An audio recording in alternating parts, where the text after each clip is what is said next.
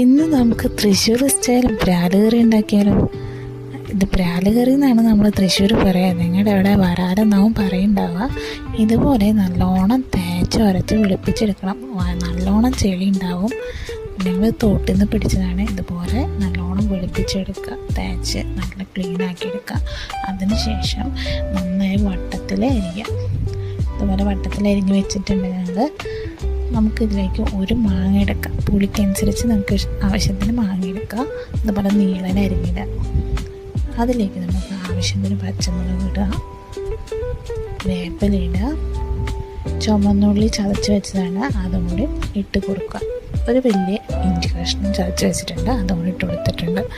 അതിലേക്ക് 1/4 ടീസ്പൂൺ മഞ്ഞൾപ്പൊടി ഇട്ട് കൊടുക്കുക, ഒരു 3/4 ടീസ്പൂൺ മുളക് പൊടി ഇട്ട് കൊടുത്തിട്ടുണ്ട്, 1 ടീസ്പൂൺ മല്ലിപ്പൊടിയും ഇടുക.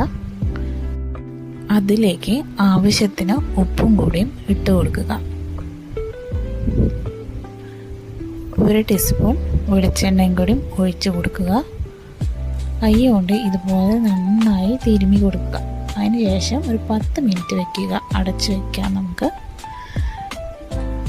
അതിലേക്ക് നമുക്ക് 1 നാളികേരം പിഴിഞ്ഞതാണ്. 2ാം പാലുണ്ടോ 1ാം പാലുണ്ടോ, അതിൽ 2ാം പാലാണ് നമ്മൾ ഒഴിച്ചു കൊടുക്കുന്നത്.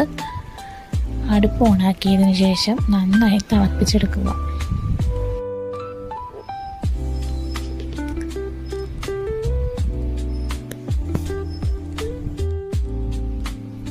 ഇപ്പോൾ നന്നായി തിളച്ച് വന്നിട്ടുണ്ട്.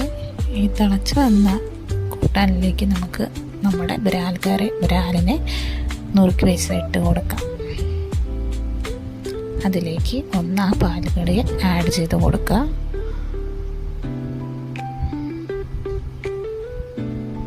അതിനുശേഷം നമുക്ക് ഒന്നുകൂടി തിളപ്പിച്ചെടുക്കാം.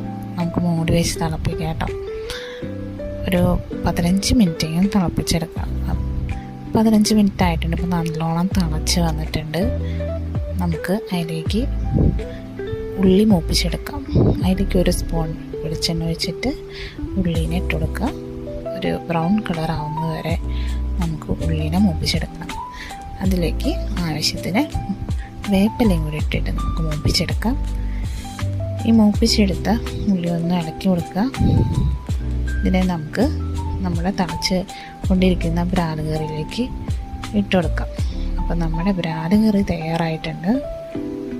ഇതെല്ലാവരും ട്രൈ ചെയ്ത് നോക്കണം.